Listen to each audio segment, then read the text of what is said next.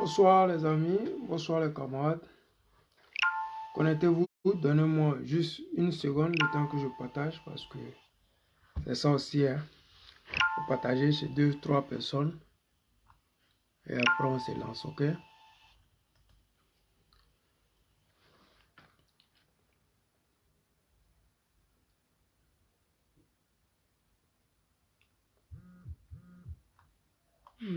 Merci.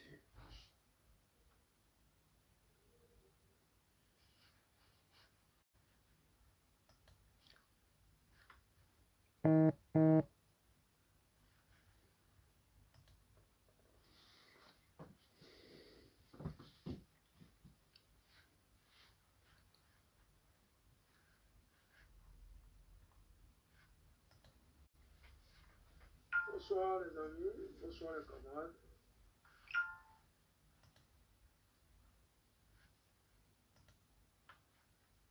Bonsoir les amis, bonsoir les camarades.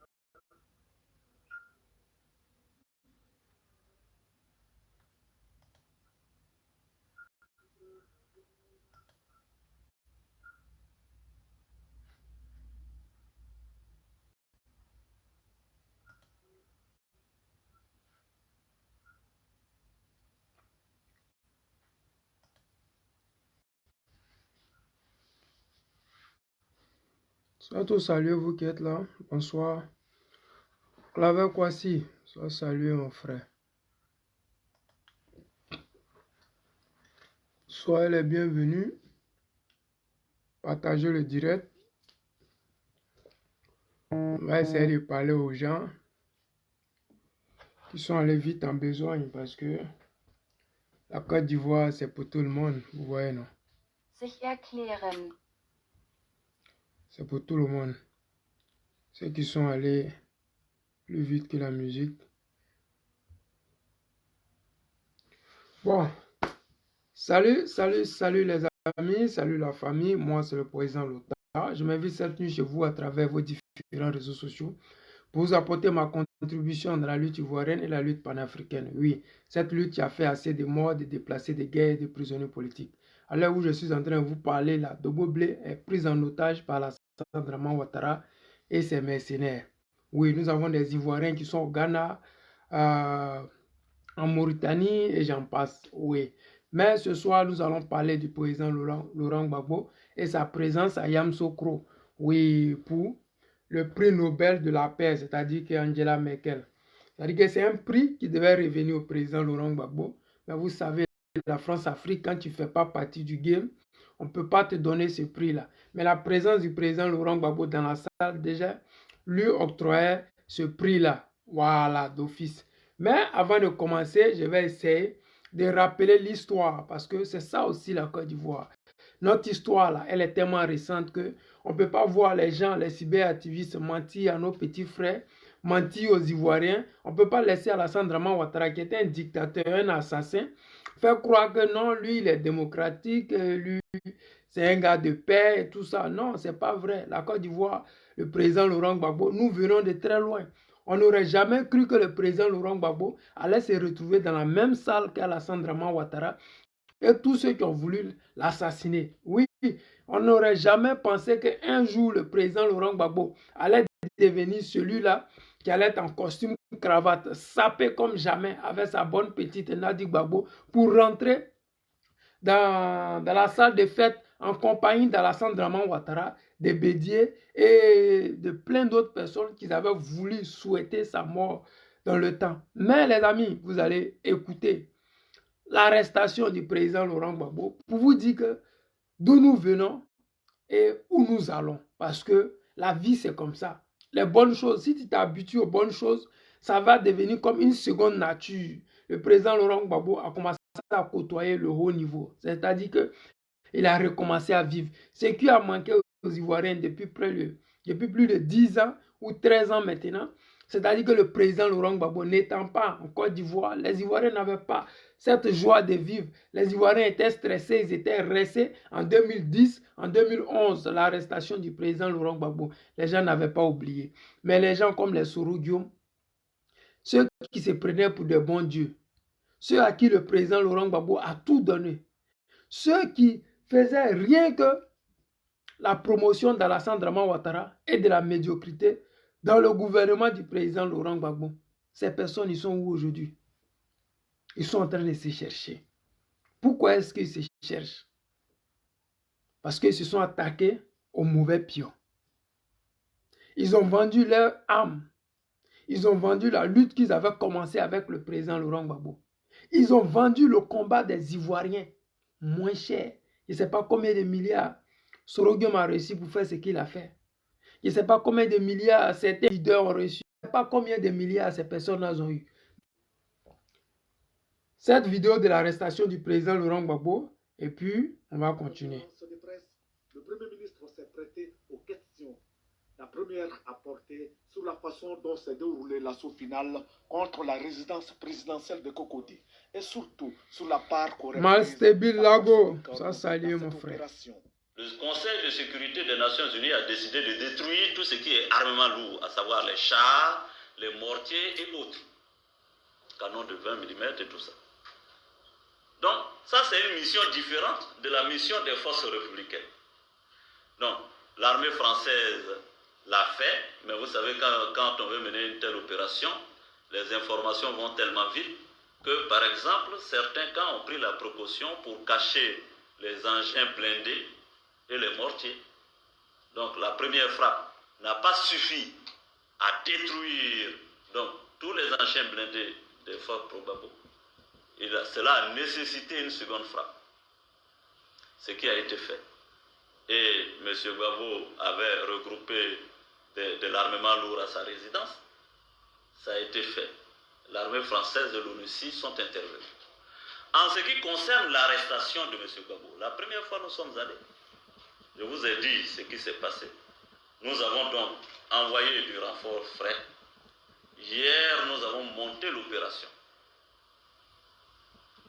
Nous avons dit aux Français, nous voulons aller attaquer la résidence de M. Gbagbo. Soit. On met pause ici. Soro Guillaume dit ici que nous voulons aller attaquer la résidence du président Laurent Gbagbo.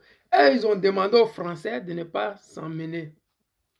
Lui là, aujourd'hui, lui qui avait une armée à lui, le dangereux Soro, lui qui attaquait l'armée du président Laurent Gbagbo, c'est-à-dire qu'il ne disait pas l'armée régulière, mais il disait l'armée du président. Pour vous dire quoi? J'ai commencé par cette vidéo de l'arrestation. Pour vous dire que celui sur lequel... Ouais, c'est ça qui est ça aujourd'hui là. C'est-à-dire que les Angela Merkel là, ils ont mis de côté la vérité. Mais aujourd'hui là, ils se retrouvent dans la même salle avec le président Gbagbo Laurent, qui est à... Aujourd'hui, la connexion a décidé de faire son petit malin. Mais on est ensemble. Voilà. Aujourd'hui là, les rebelles hier, qui voulaient la mort du président Laurent Gbagbo, c'est ceux-là qui étaient en train de l'acclamer aujourd'hui là. Ils ont acclamé le président Laurent Gbagbo. Ils l'ont reçu ici tapis rouge comme un king. La pierre rejetée est devenue la principale. Celui que les gens voulaient sa mort. Celui qu'ils ont dit qu'il allait faire 100 ans de prison. Celui qu'ils ont dit qu'il était trop vieux, il ne pouvait rien faire. Celui qu'ils ont dit que son temps est passé. Celui que les gens ont dit qu'ils sont allés l'enterrer et puis on s'accrochait à son cercueil. Mais lui, il était dans la salle. Il était ovationné. Mais ceux qui l'ont enterré trop tôt, ceux qui ont fait des coups bas, ceux qui ont pensé qu'ils étaient trop wise que les Ivoiriens et que nos ancêtres, aujourd'hui, eux, ils n'étaient pas là-bas. Aujourd'hui, on n'a pas vu ceux qui pensaient être les rois du game. Ceux qui ont méprisé les Ivoiriens jusqu'à... On ne les a pas vus. On n'a même pas entendu leur nom. Personne n'a dit leur nom. On les a ignorés comme s'ils n'ont jamais existé en Côte d'Ivoire. Mais notre histoire est tellement récente que quand tu vois ces genres d'événements, quand tu vois le président Laurent Gbagbo, B87, Henri Konan Bédié et Alassane Draman Ouattara, tu te dis que cette image qu'ils sont en train de donner à la Côte d'Ivoire, ça va rester dans nos mémoires. Nos enfants vont pouvoir s'abreuver de ça. Parce que sous Gbagbo Laurent, on avait vu ça. Gbagbo Laurent avait tout fait pour qu'on puisse avoir la paix en Côte d'Ivoire. Pour que les gens aillent sur le chemin politique. Pour que les gens démontrent aux Ivoiriens qu'est-ce qu'ils ont pour les Ivoiriens, qu'est-ce qu'ils ont prévu pour les Ivoiriens. C'est ça que Gbagbo demandait à toutes ces personnes-là. Mais ils ont choisi le raccourci, celui de prendre les armes, tuer les Ivoiriens. Et Dieu nous a fait grâce. Gbagbo est revenu de là où il était. S'il n'était pas parti à la CPI, ils allaient dire oui, Gbagbo est responsable des 3000 morts. Mais actuellement, dans cette salle-là, la seule personne qui était blanche comme neige, c'était le président Laurent Gbagbo et sa femme Nadi Gbagbo.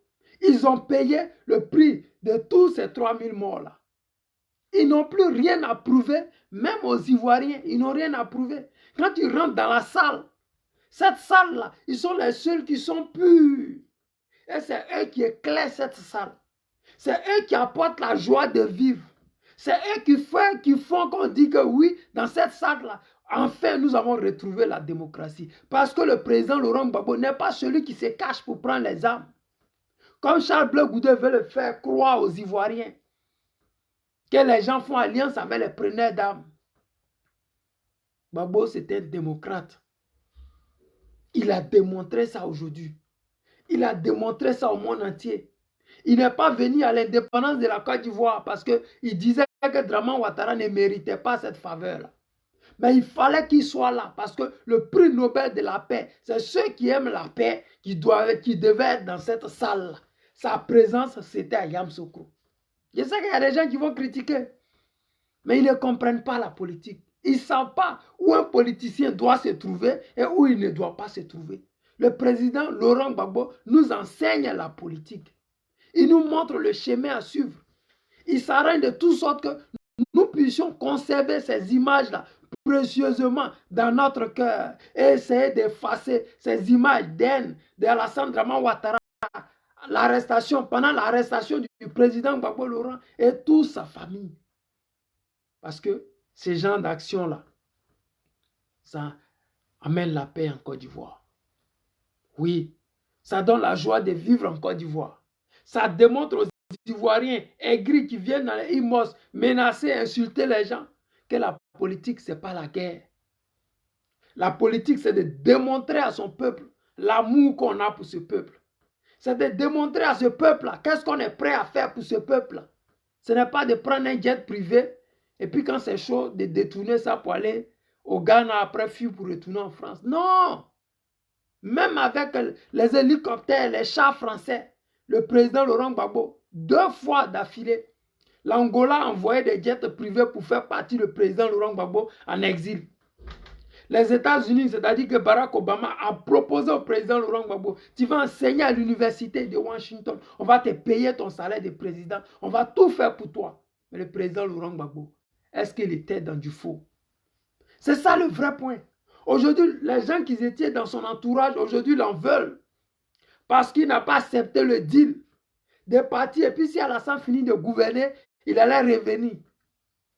Mais est-ce qu'on quitte le pouvoir quand on sait qu'on a gagné les élections? Ce n'est pas possible. Est-ce qu'on quitte le pouvoir quand les Ivoiriens comptent sur toi pour les enlever dans la France-Afrique? Ce n'est pas possible. Gbagbo ne pouvait pas quitter le pouvoir. Il n'avait pas ce droit-là. Parce que quand tu es fait pour une destinée, tu dois accomplir cette destinée. Je vous donne un proverbe russe et que le président russe Vladimir Poutine ne cesse de le dire. Il dit, quelqu'un qui doit te tuer par balle ne se noie pas. Qu'il soit dans des bateaux en pirogue, s'il soit je ne sais pas où, il ne va jamais se noyer parce que lui, son destin, là, il est fait pour mourir par balle. Le président Laurent Gbagbo, son destin, là, il est en train de réaliser ça. Je vous ai montré la vidéo de Soroguion pour dire que c'est par là-bas que le président devait passer pour être ce bijou-là aujourd'hui. Pour devenir ce Gbagbo Laurent international aujourd'hui. Parce que si Gbagbo n'était pas passé par là, l'image que la France-Afrique avait donnée au président Laurent Gbagbo, c'est-à-dire que celui qui est xénophobe, celui qui n'aime pas les Français, celui qui n'aime pas les étrangers, celui qui n'aime pas, celui qui n'aime pas, celui qui n'aime pas, celui qui était dictateur, qui a fait détournement de fonds, qui était un assassin. On n'aurait jamais su. Si le président était un peureux comme Charles Bleu Goudé, il serait allé se cacher au Ghana. Il aurait laissé les Ivoiriens mourir à sa place. Mais il a dit, et je cite, « Moi, qu'ils ont accusé de tous leurs maux, je suis le chef. Si je suis libre, pourquoi mes subordonnés là, vous ne pouvez pas les libérer? » C'est-à-dire qu'il ne nous a pas encore abandonnés. Il a toujours gardé son baptême de pèlerin. Et quand il est rentré dans cette salle, malgré qu'ils étaient avec tous les repéros, les gars du corps, tout ça, avec Angela Merkel, qui aurait cru le hoodie de maman en train de marcher dans le même rang qu'Alassane Draman Ouattara. Même temps que Angela Merkel. Même temps qu'Henri Konan Bédié. Ah Dieu, qui aurait cru? Nous là, on va tout voir. C'est-à-dire que l'air du vaisseau là, nous on va tout voir avant de mourir. Parce que hier là, on nous avait donné tort. Avant-hier, les gens nous ont donné tort. Mais demain, nous aurons raison. Parce que les images du président Laurent Gbagbo qui prouvent que c'est un homme de paix. Nos enfants verront ça. Nos petits-enfants verront ça. Nous tous, nous allons conserver ces images-là. Parce qu'elles nous est chères. Oui, ce sont des images qui nous coûtent cher, immensément cher. Parce qu'on s'est dit quoi? Si Gbagbo Laurent est capable de réunifier la Côte d'Ivoire autour de lui, réunifier l'Afrique à travers le PPACI, ce n'est pas Alassane Draman Ouattara qui va l'empêcher de prendre le pouvoir en 2025. Jamais. Jamais. Moi, j'ai pitié pour ceux qui n'étaient pas là, dans cette salle-là. Pour ceux qui ont pensé assassiner le président Laurent Gbagbo. Pour ceux qui ont enterré le président Laurent Gbagbo. Pour ceux qui ont dit plein de méchanceté, mais ils n'étaient pas là dans cette salle. Cette salle, elle était réservée pour les gens de paix. Pour les gens qui sont dans la droite ligne. Pour les gens qui sont dans la vérité.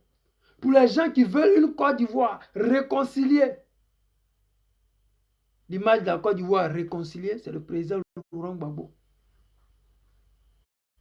Quand on dit que tu es un homme de paix, ce sont les actions de paix que tu poses.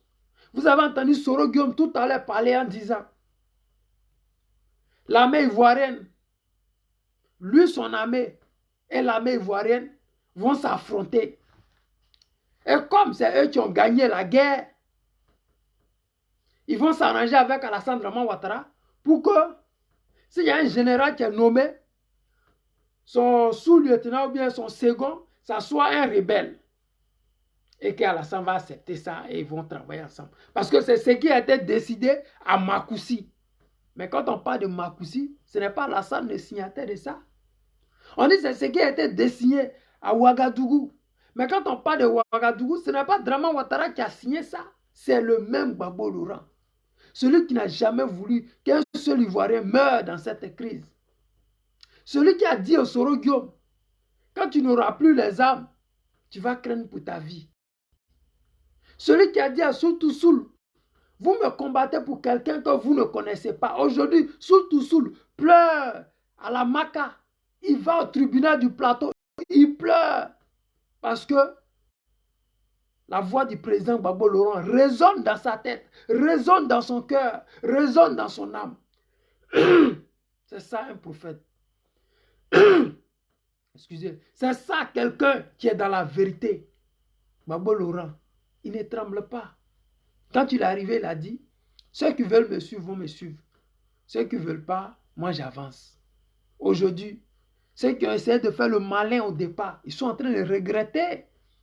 Parce que je sais qu'il y a beaucoup de personnes actuellement qui sont en train de regretter leur comportement vis-à-vis du président Laurent Gbagbo. Ils auraient aimé être neutres. Ils auraient aimé avoir un autre comportement vis-à-vis du président Laurent Gbagbo. Mais ils sont en train de regretter. Ils se posent des questions. Pourquoi est-ce qu'on a fait ça? C'est ça, on dit que vous avez été manipulé. Mais est-ce que quelqu'un qui est dans la vérité peut se laisser manipuler? Je ne pense pas. Ce que nous disons, ce n'est pas pour faire plaisir à quelqu'un, c'est juste la vérité. Les vidéos que je montre, ce n'est pas des vidéos de haine, c'est juste notre histoire. Les Russes le font chaque année. Ils mettent des vidéos de la guerre mondiale, la première guerre, la deuxième guerre mondiale. Ils le font parce qu'il ne faudrait pas que les enfants oublient. Les petits enfants des soldats morts au front, ils ne devraient pas oublier. Les Ivoiriens, les soldats qui sont morts pour sauver la Côte d'Ivoire, vos enfants devaient être fiers de vous. Parce que nous autres, là, on continue à vous honorer à travers le président Gbagbo Laurent. Parce qu'il incarne cette vérité-là. Il incarne cette lutte qui a aujourd'hui fait feu du côté du Mali, du côté du Burkina. Il incarne cette réussite-là. Il incarne cette vérité que les gens ne veulent pas entendre. Parce qu'aujourd'hui, quand tu as vu dans la salle le président Laurent Gbagbo, aux côtés de Sanadi Gbagbo, tu t'es rendu compte que le président Laurent Gbagbo ne s'est jamais détourné de la vérité. Il n'a jamais tourné dos à la paix. Il a toujours cru que la paix était le seul moyen de pouvoir bâtir une démocratie vraie en Côte d'Ivoire. Il le démontre par ses actions. Quand le président Laurent Gbagbo dit « libère Picheluc Balé », ce n'est pas insulter Alassane Draman Ouattara. Mais comme les journaux sont payés pour faire la propagande d'Alassane Draman Ouattara, ils vont amplifier en disant « oui, le président Laurent Gbagbo n'a pas le droit de dire ça, c'est pas à lui de dire ça, blablabla. Bla. » Ils racontent plein de conneries. Mais au final, ils finiront toujours par libérer Picheluc Balé. Parce que le vrai point, c'est que tu ne peux pas octroyer le prix Nobel à quelqu'un pendant que un mouvement, la société civile, a un leader qui est en prison. Ça ne va pas. Donc, il fallait qu'il libère cette dame pour donner une bonne image à sa personne. Et je me dis que ce sont des gages qu'il a sans doute donnés à Angela Merkel, l'ex-présidente de l'Afrique, de l'Allemagne, avant qu'elle accepte de venir. Parce que l'histoire de la Côte d'Ivoire, nous les cyberactivistes, le bruit qu'on fait en Europe, le bruit qu'on fait partout dans le monde entier, sur les réseaux sociaux, les gens entendent, les gens voient. Mais c'est plus fort que eux. Mais comme c'est plus fort qu'eux, ils font semblant de ne pas entendre. Parce que chaque arrêt qu'un dirigeant européen doit partir en Côte d'Ivoire, on doit libérer certains prisonniers politiques. Et ça a été le cas pour Picheluc Balé. Ils n'ont pas libéré parce qu'ils l'ont jugé. Draman Ouattara, c'est un dictateur. Lui, c'est le chantage. Angela Merkel dit, moi, avant de rentrer dans ton pays, là, où tu mets les gens en prison, libère des gens pour la bonne foi, pour montrer que tu es un homme de paix. Parce que je ne peux pas aller prendre un trophée de paix, alors qu'il y a des gens qui ont juste pris une moitié de cola au Mali pour venir avec une moitié et ils sont en prison depuis 6 mois. Il était obligé de faire sortir cette dame-là. Mais l'homme qui nous a fait plaisir, c'était Gbagbo et sa femme. Ils pouvaient ne pas venir. Qu'est-ce qu'il a à foutre? Sérieux. Mais lui voulait nous donner une leçon de démocratie. Une leçon de savoir-vivre. Qu'est-ce qu'on appelle démocratie? Qu'est-ce qu'on appelle opposition? Une opposition, elle n'est pas là toujours pour boycotter. Elle n'est pas là constamment pour insulter le parti au pouvoir. Elle n'est pas là pour raconter sa mort comme Charles Blé Goudé. Non. Elle n'est pas là pour faire des conneries. Elle est là pour montrer la route à suivre. Actuellement, le président Laurent Gbagbo et le PPACI, c'est eux là qui mènent le pas des danses actuellement. Ils disent à Draman ce qu'il faut faire, ce qui doit être fait, ce qui ne doit pas être fait. Nous, on est fiers de ça. Parce qu'on est du PPACI. Et on est fiers. Et je demande aux Ivoiriens connectés, les amis, partagez le direct, mais prenez vos cartes d'adhésion du PPACI. Ça fait plaisir. Rentrez en inbox, prenez vos cartes d'adhésion. Le PPACI a besoin des gens comme vous. Cette génération-là, qui n'est pas une génération de rebelles. Non. Nous voulons s'aimer la graine de la politique saine. Pas cette politique d'Alassane Draman Ouattara à travers Soro Guillaume. Aujourd'hui, Soro Guillaume est le seul à payer le prix de ça. Non, non, non, non. On veut une vraie politique. Une politique où la justice n'est pas sous les ordres d'Alassane Draman Ouattara. où les tribunaux, les juges ne sont pas que des djoulas, où les députés ne sont pas que des djoulas, où les mairies ne sont pas que gérées par les djoulas, où les ministères ne sont pas que des djoulabougou. On fait une Côte d'Ivoire où il y a 60 ethnies, où chacun a le droit d'avoir un ministre au moins dans sa région ou bien dans sa ville. Les mairies, là, elles doivent nous représenter. Les députés, ils doivent nous représenter. Mais quand un député est djoula et puis il va représenter les BT, il y a problème. Parce que quand tu vas parler au nom des BT, on a des parents qui ne comprennent pas français. Il faut leur parler en BT. On a des chefs du village qui n'ont pas fréquenté. Il faut leur parler en BT. Mais si tu es djoula, que ton second il est djoula, le troisième est djoula, le quatrième est djoula, le cinquième est djoula, bon, vous allez expliquer quoi à nos parents BT, à nos parents gourou? Qu'est-ce que vous allez nous dire? Rien du tout. Et c'est dans ça qu'on est. Mais le président Laurent Gbagbo, il essaie de vous montrer le chemin à suivre, le parcours qu'il faut pour être un opposant. Ce qu'il fait de lui un opposant exceptionnel. Ce qui fait que le PPACI n'a même pas encore 2 ans d'existence en Côte d'Ivoire. Mais les adhérents sont niais. Quand le président se déplace, c'est foule partout. Il ne fait pas le buzz. Non, non, non, loin de là. Il dit ce qui manque aux Ivoiriens. Ce qui manque aux Ivoiriens, c'est une politique de cohésion nationale. Ce qui détruit la Côte d'Ivoire à petit feu, c'est une histoire de vouloir djoulatiser tout le monde. C'est-à-dire qu'on veut islamiser la Côte d'Ivoire. On veut que tout le monde soit musulman. On veut que tout le monde parle djoula. On veut que tous les députés soient djoula. Tous les maires deviennent djoula.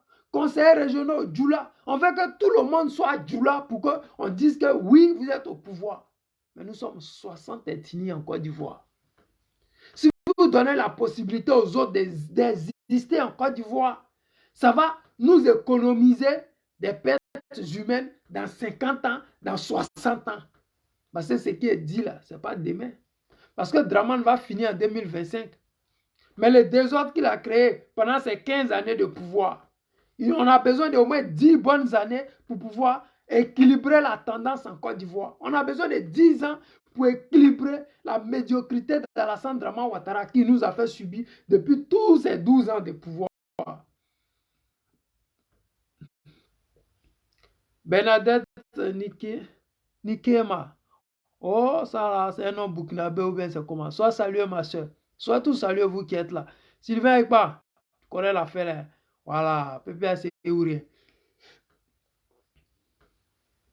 Pour dire qu'aujourd'hui, ce qui s'est passé, c'est la meilleure des choses qui devait arriver en Côte d'Ivoire.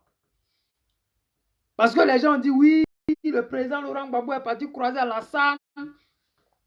Il a permis qu'Alassane devienne président. C'est grâce à lui, ils ont reconnu Alassane. Que eux là, ce sont les gens, ils veulent être hors la loi. Ils ne veulent pas rentrer dans le gouvernement d'Alassane. Ils ne veulent pas reconnaître Alassane, blablabla. Bla, bla. Ils ont raconté plein de conneries. Mais c'est même qui ont dit ça hier. Aujourd'hui, ils viennent en Côte d'Ivoire et ils changent de discours. Ces mêmes personnes hier là, qui disaient allons continuer la désobéissance civile. Les mêmes là, ils s'en vont poser leur candidature. Mais vous posez votre candidature, vous n'attendez pas. Pourquoi? Attendez. Attendez que Dramane Ouattara quitte le pouvoir. Maintenant, vous allez décider de venir aider les Ivoiriens. Parce que imaginez un instant que le président Laurent Gbagbo avait choisi l'option de la chaise vide. Actuellement, dans ces images de paix que nous voyons, on n'aurait jamais vu. Parce qu'il était assis chez lui, en train de bouffer son djé avec sa bonne petite. Mais, est-ce que nous autres là, nos enfants pourront garder ces images-là pour dire que oui, voici un opposant. Malgré qu'ils l'ont extrait des bombes, malgré que Dramane Ouattara voulait le tuer, malgré que Soro Guillaume et la France-Afrique ont voulu l'assassiner, il est revenu. Il est devenu celui sur lequel les Ivoiriens comptent pour pouvoir prendre le pouvoir en 2025. Il est devenu celui-là qui fait rêver les Ivoiriens qui sont en perte de vitesse. Il est devenu celui-là sur lequel aujourd'hui le B87, Henri Konan Bédié, peut s'appuyer pour pouvoir avancer. Parce qu'il sait qu'il y a quelqu'un derrière lui qui est fidèle. Le président Laurent Gbagbo, ce n'est pas un traître. C'est facile pour tout le monde de faire alliance avec quelqu'un qui n'est pas un traître. Mais c'est difficile de faire alliance avec des gens qui sont des traîtres. Et ça fait que Soro Guillaume, comme il est traître, son alliance avec le PDCI, ça ne peut pas durer. Afingue, ça a voulu forcer l'alliance avec le PDCI, ça n'a pas duré. Parce que des gens qui sont traîtres, on ne peut pas les faire confiance. Mais le Woody de maman, même les yeux fermés, quand on dit Gbagbo Laurent, je le suis. Mais si demain, il laisse PPACI, il va créer un autre parti, je prends 4 d'adhésion de ça encore. C'est ça, on dit un leader. Quand tu as un leader et que tu sais que ce leader-là ne va pas trahir, il ne va pas trahir l'idéologie que vous vous êtes donnée. Il ne va pas trahir ce combat pour lequel vous donnez votre poitrine et votre vie.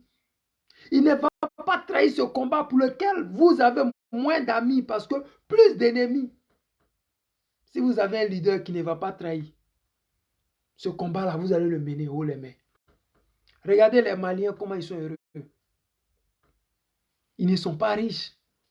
Il n'y a pas les grands ciels qui poussent au Mali. Il n'y a pas les goudrons partout. Mais il y a une chose chaude qui est là-bas. C'est la paix du cœur.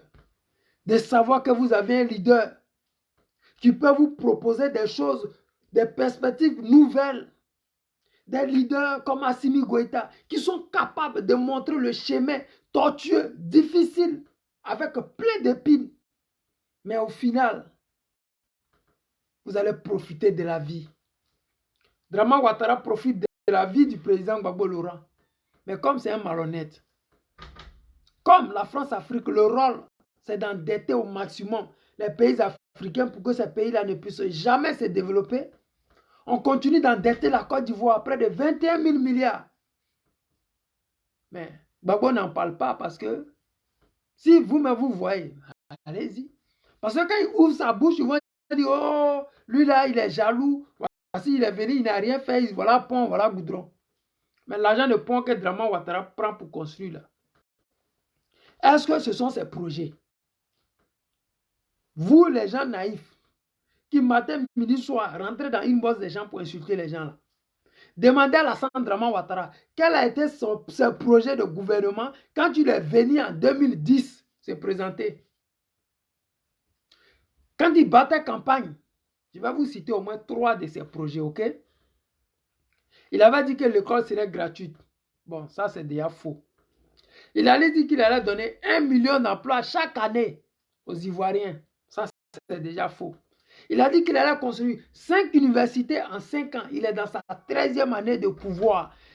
Il a inauguré qu'une seule université, celui de San Pedro. C'est-à-dire qu'actuellement, en 13 ans, nous devons avoir 13 universités. Il n'a construit qu'une seule université. Ça, c'est 3 d'abord.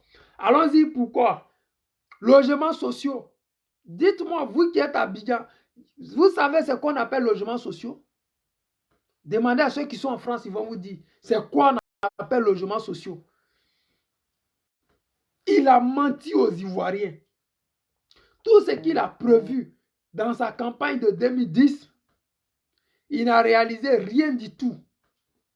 Il est allé même réaliser des projets à la con, du genre prison à chose. Une grande prison qu'il a construite à San Pedro. Voici son projet que lui, il a dit qu'il allait faire. Mais pendant la campagne de 2010, tout ce qu'il a dit qu'il allait faire, il n'a réalisé rien du tout. Mais il n'y a aucun Ivoirien en Côte d'Ivoire, aucun opposant, à part Gbagbo Laurent et le PPACI, qui ont le courage de lui poser la question de savoir. Est-ce qu'en 2010, quand tu es arrivé en Côte d'Ivoire, tu as dit aux Ivoiriens que c'est goudron tu allais venir mettre? Est-ce que dans ton projet de gouvernement, quand tu faisais campagne en 2010, tu as dit que tu allais venir faire 3e pont? Est-ce que dans tes projets de gouvernement, des projets de 2010, est-ce que tu as dit que tu allais venir créer les échangeurs à Abidjan? Non. Tu as dit que tu allais faire l'école gratuite. Aujourd'hui, les universités, là, c'était 30 000, c'est devenu 60 000. Il y a 2 endroits qui étaient 6 000, c'est devenu maintenant le double. Le bidon d'huile qui était 750, c'est devenu près de 1500. C'est-à-dire que le prix de tout a doublé. Mais quand tu es ivoirien, et que tu as vu Alassane Draman Ouattara mentir aux Ivoiriens, tu es obligé de t'insurger, tu es obligé de dire qu'il est médiocre. Quand le président Laurent Gbagbo va dans ce genre d'endroit, on lui fait ça, chapeau mon vieux. Parce que ce qu'il est en train de nous enseigner là, ce n'est pas dans une classe. Ceux qui ont des yeux pour voir, verront. Mais je sais que beaucoup ne peuvent pas voir parce que il y a des gens qui sont toujours dans l'émotion. Dans toutes choses, tu vas trouver des gens qui sont dans l'émotion. Sinon, le geste du président Laurent Gbagbo qui a eu lieu aujourd'hui là, c'est plus que tous 15 ans ou bien 13 ans de Draman Ouattara qu'il a passé au pouvoir.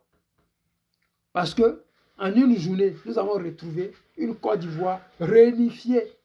Et vous avez entendu, même Bédié, il a critiqué Alassane Draman Ouattara quand il a eu l'opportunité de critiquer Alassane Draman Ouattara. Parce qu'il n'y a pas de démocratie en Côte d'Ivoire. Il y a une dictature qui ne dit pas son nom en Côte d'Ivoire. Les Ivoiriens sont dans la misère, les Ivoiriens sont dans la souffrance. Mais les gens n'ont pas le courage de dire la vérité à Alassane Draman Ouattara. Parce que la seule personne qui a le courage de dire à Alassane Draman Ouattara ce qu'il pense, c'est le président Laurent Gbagbo. Et quand tu le fais, on va voir des repères sortis de partout, comme les blés goudés. Venir dire que oui, Gbagbo, il critique Alassane Draman Ouattara et blabla, il raconte plein de conneries. Les amis, écoutons ici Henri Konan Bédié. Avec des milliers de morts, de russo-ukrainiens, dont le bilan humain et matériel devient de plus en plus lourd, avec des milliers de morts, de blessés et de déplacés en Europe. Je pense à l'Afghanistan. Au total, ce sont aujourd'hui, selon les chiffres du HDR, plus de 100 millions de personnes en déplacement forcé dans le monde.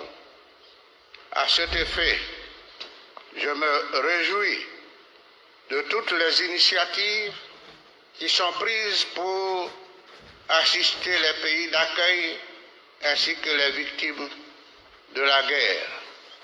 Il est temps d'agir ensemble pour engager de manière concertée des solutions qui garantissent la paix afin d'éviter un nouveau drame à notre monde. J'ai aussi une pensée pour mon pays, la Côte d'Ivoire, qui peine encore à engager un dialogue franc et sincère entre tous ses fils. Ceux qui étaient dans la salle, là, on suppose que c'est Alassane Draman Ouattara qui a partagé les invitations. Mais Henri Konan Bédié, en disant ça, les gens applaudissent. Pourquoi? Parce qu'on sait qu'en Côte d'Ivoire, là, quand tu es pro-Gbagbo, c'est en prison tu vas. Quand tu es pro-Bédié, là, c'est en prison tu vas. Actuellement, tous ceux qu'on arrête là, les Lassine et Diaby qui ont détourné 100 milliards, ils ne vont pas en prison. Mais les pro-Gbagbo qui n'ont rien fait, ils ont porté t-shirt seulement. Ils ont soi-disant dit que je suis Peter 007, on les a mis en prison. Voici l'autre là qu'on vient de libérer tout à l'heure là. Simplement pour vous dire que le geste qu'a posé aujourd'hui le président Gbagbo Laurent, c'était un vrai geste. Oui, c'est une action de grande valeur. Parce que quand tu es un grand homme, ce sont ces genres d'actions-là que tu poses pour que la nouvelle génération se rende compte que oui, nous là, notre époque là, nous avons eu un leader qui nous représentait. Et c'est ce, les amis, je vous dis merci à tous ceux qui ont été là. Merci à ceux qui ont partagé ce direct. On se prend demain pour un autre direct parce que c'est comme ça la vie. Prions pour le président Laurent Gbagbo. Ayons des pensées pieuses pour le président Laurent Gbagbo. Et faisons de toute sorte que 2025 puisse nous trouver et trouver le président Laurent Gbagbo en forme comme il a été. Vous avez vu notre mère Nadi Gbagbo aujourd'hui. Elle était pimpante. Belle comme jamais. Elle nous représente, vous connaissez. Les amis, je vous aime et à demain pour un autre direct. Ciao, ciao.